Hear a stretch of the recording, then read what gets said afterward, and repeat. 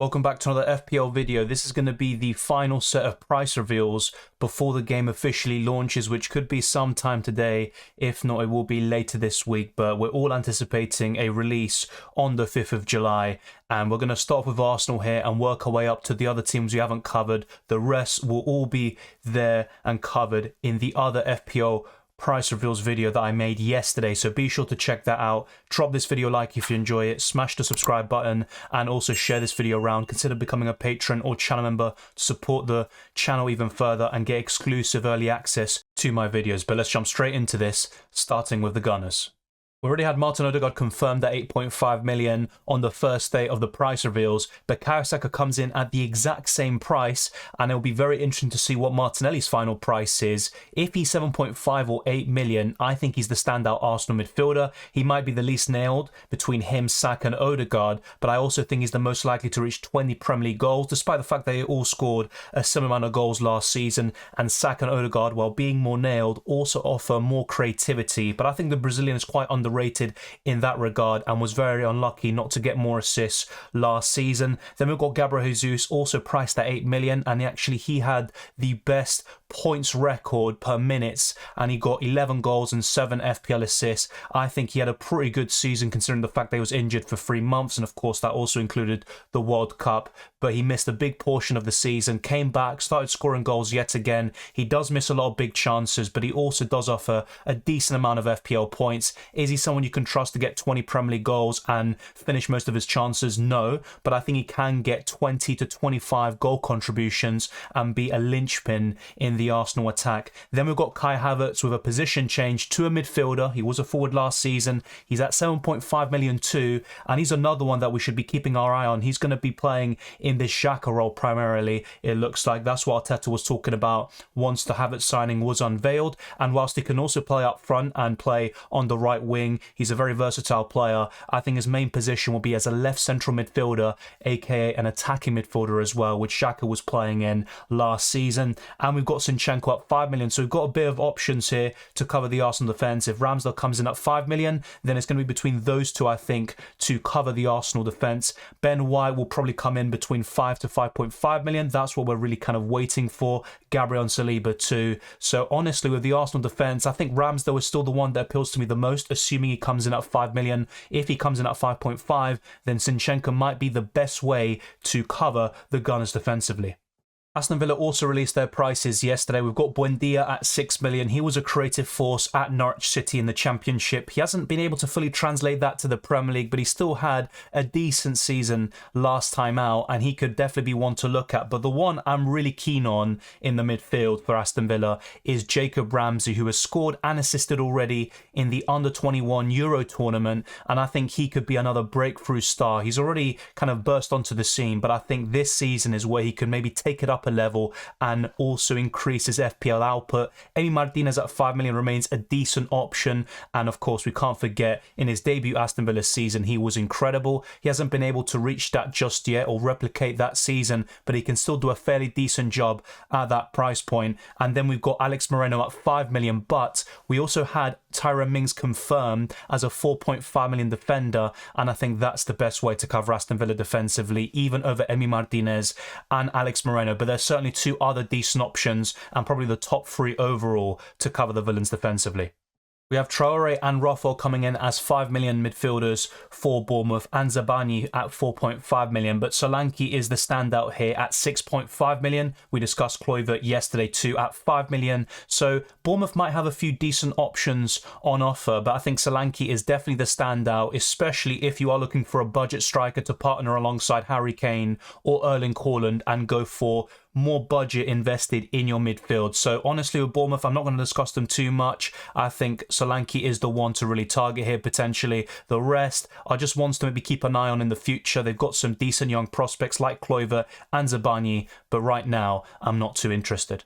We had Mbeumo reclassified from a forward to a midfielder, which could be both a positive and a negative. Let's see what the long-term repercussions of that position change are. Wissa's another one who has been transferred from a midfielder to a forward, and I think in this case it has made him less appealing because his price has increased, but he also has been transferred to a forward, fewer points for scoring a goal, and also no clean sheet points as well. And Wissa tends not to really start games, but maybe with Ivan Toney being absent until January and suspended, I think Wissa could get some more game time, and he actually is really impressive. The amount of points he can get compared to the minutes he actually gets as well from Thomas Frank, I think is very impressive, and whenever he plays he really makes an impact, so it's a bit of a shame sometimes not to see him get the minutes that he deserves. So Wissa is one to keep an eye on, but I think that position change and price increase has made him a bit less appealing, and Mbeumo would be the main Brentford forward to target until Ivan Toney returns. And let's not forget,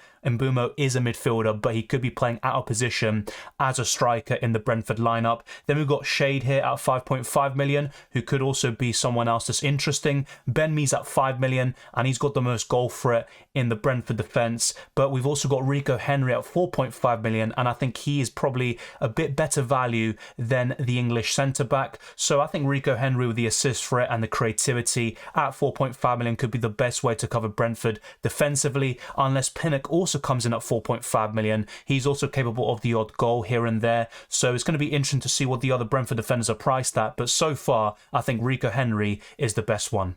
We also had the Brighton prices revealed yesterday. Estupiñán comes in at 5 million, and when I was talking about my preliminary draft using FPL.team, the predicted price for Estupiñán was 5.5 million. So this is a welcome surprise, but I also think it's a fair price at 5 million considering the amount of points he scored, and I think he's got a lot of potential to be a great asset. He might be a bit of a standout to start game week 1 with, but I think that's a really good price for him. It's fair, and it also is going to be quite accessible, I think, for most people. If you disagree, be sure to let me know. Pascal Gross and Solly March both come in at 6.5 million. Mitoma as well. I think these Brighton midfielders are a bit underpriced. Even with Pascal Gross, I probably would have priced him at 7 million, but there we go. Those are the prices revealed by FPL. And I think Brighton midfielders will be very popular. It would not surprise me to see a lot of drafts contain 2 of these options. And we have Danny Welbeck priced at 6 million, but with competition from Ferguson and Undav, I'm not really looking in that direction.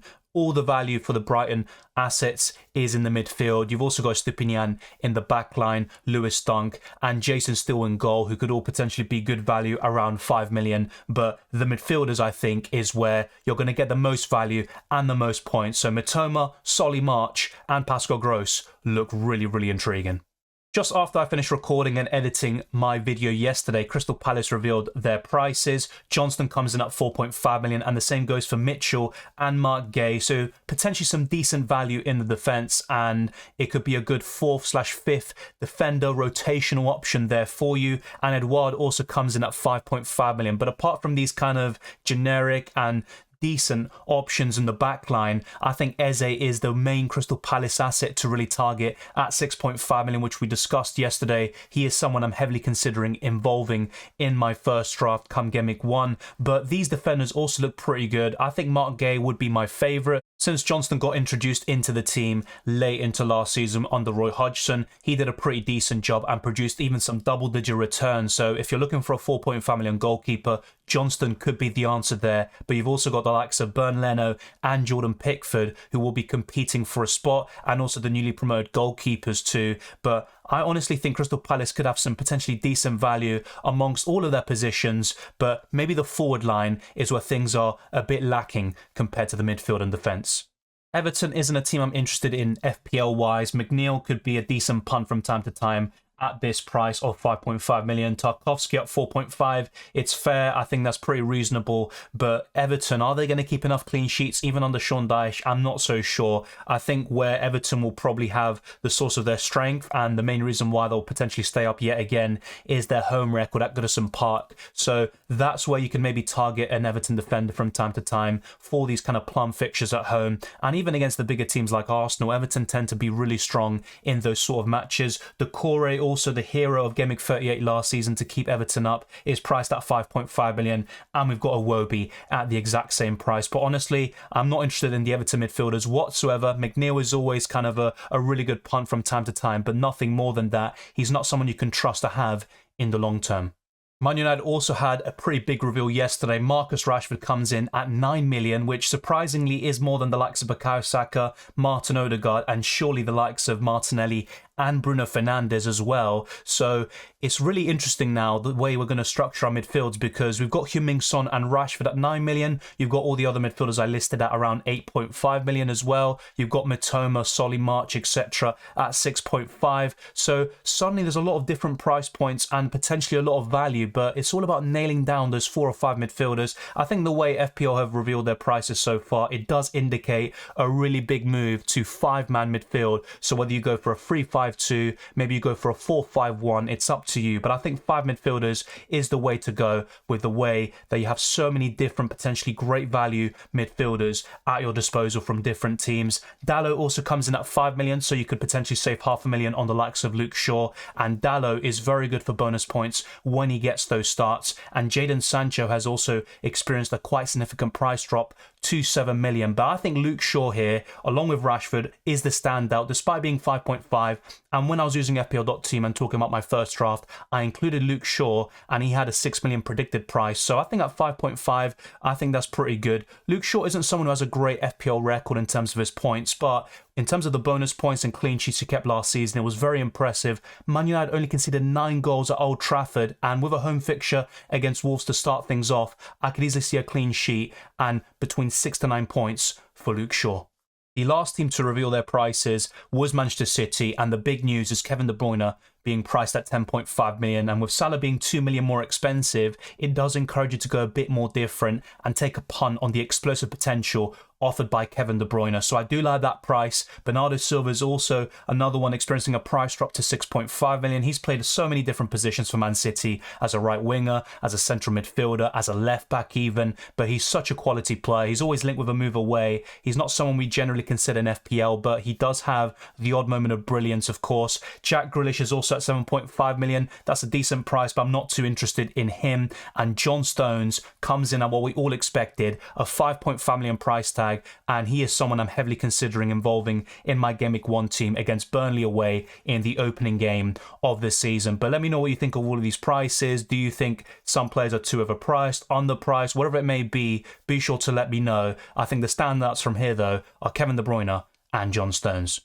Kulusevski and Richarlison both come in as 7 million midfielders, so Richarlison has experienced a positional change. He only scored 1 Premier League goal last season, got a couple of assists, won a penalty as well in the process, but I'm expecting much better from him this season, more game time, which will surely help him in terms of his quest for goal contributions. Kulusevski also experiencing a price decrease, so I think that's a pretty decent punt as well, potentially from time to time, but we've got so many options between 6 to 8 million that I don't think Kulusevski will probably feature in our 5-man midfields in Game Week 1. Perisic is also at 5 million, so he's experienced a 0.5 million price drop, and we had so much expectation for him following his move from Inter Milan, but it didn't quite materialise. He got a decent number of assists in the Premier League and Champions League, but not enough clean sheets, a lot of benchings along the way, and not enough bonus points to make him worthwhile, that 5.5 million price point. And Spurs defensively were awful last season, and it was just the complete opposite of what Conte had been building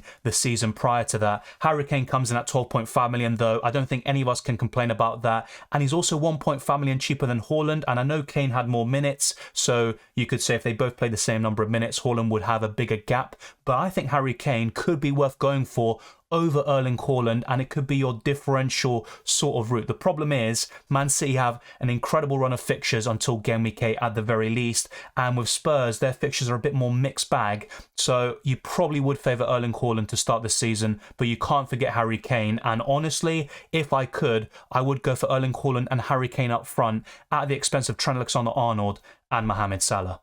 The 20th and final team we're going to cover in these price reveal videos is Wolves, and unfortunately it's a bit of a downer because they don't really look that enticing, but you're really looking at the defenders here like Kilman and Dawson to offer potentially good value at 4.5 million. I think Wolves could keep quite a few clean sheets in home matches, but I worry for them away from home because even under Lopetegui, they experienced some heavy batterings against the likes of Arsenal and Brighton towards the end of the season. Wolves didn't have anything to play for, which also played a part in those batterings, but I think that's also a systematic issue and it could spell trouble in the future, and Wolves could be in a relegation fight until the very end if they're not careful and recruit well. They already lost their best midfielder in Ruben Neves to Saudi Arabia. But I'm mainly looking at those defenders to offer good value. You've also got Hwang Hee-chan, who is a midfielder at 5.5 million, and Pedro Neto, who's got so much talent, but his goal contribution record isn't great at all. He gets a lot of injuries, and with Wolves, their midfielders and attackers tend to disappoint. The last time we could count on them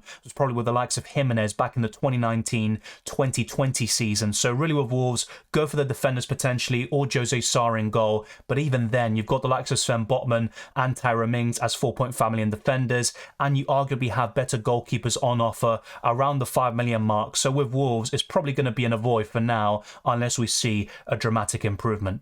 So that's it, we've covered 20 teams overall, but we also had some more prices revealed in the emails, for example, including the likes of Cody Gakpo coming in at 7.5 million. Nick Pope is also going to be a 5.5 million goalkeeper. We've also got another 4 million starting defender from Burnley in Bayer. So we've got a few decent options there revealed in the email, surprisingly. So if you haven't seen them, you'll see it right now. Let me know your thoughts on all of these prices as well, because there are some potentially really good bargains. I'm mainly looking at Gakpo and Bayer as well. Remember, with Bell, who's going to be the most popular 4 million defender, he might miss game week 1 because he's currently on international duty with Jamaica in the Gold Cup for CONCACAF. And another few set of price reveals we had in the emails were Jordan Ayew at 5.5 million, and then we go to another list of 4 players. We've got Nico Williams at 4.5 million from Nottingham Forest, the new signing for Chelsea from Villarreal, Jackson up front at 7 million, and we've also got Foderingham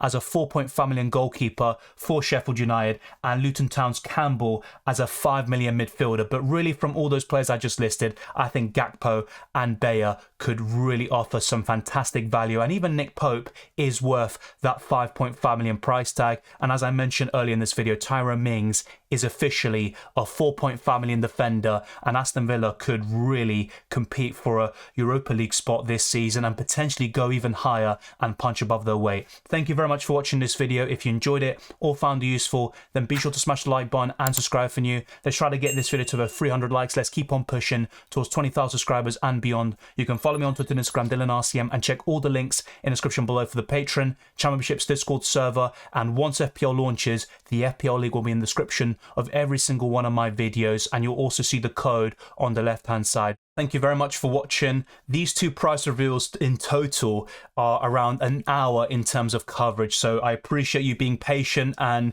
listening to my analysis of all of these teams and players. And I also encourage you to continue the discussion in the comments section and also across all my social media platforms such as the Discord server. I appreciate you watching. I hope you enjoy the summer break, and I'll see you next time.